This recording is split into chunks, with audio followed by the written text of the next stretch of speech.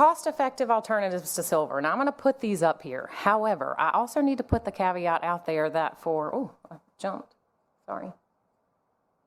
caveat out there that for medical devices in particular, even though there's a cost-effective alternative, if the product has been cleared by the FDA and approved and is commercial, it's not like we can switch it tomorrow. So we can put these alternative options out to our customers, and sometimes it works depending on where they are in their development, but if it is already a commercial product, we really have to work in partnership with our customers to figure out another solution that works for them. And again, it has to be mutually beneficial.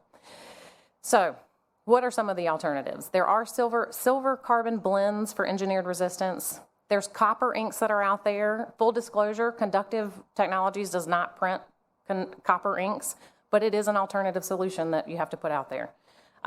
There's silver-plated copper, and there's also low silver content silver inks, which all of these can lead to improved cost in the actual raw material, which would additionally lead to an improved cost in the final product. And on paper, they maintain the electrical performance, so the characteristics that most customers are after.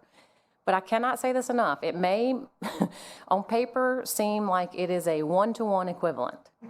You have to ultimately test out the feasibility. So we are going to have to print these alternative inks,